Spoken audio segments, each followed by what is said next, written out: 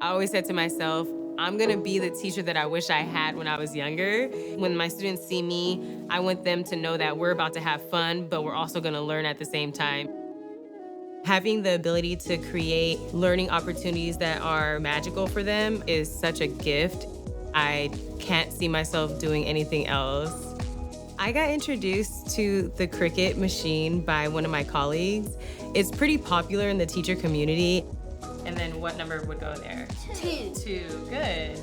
A lot of students don't learn with just pencil and paper. One of the things that they love is when we use Cricut stencils that I've created on Canvas.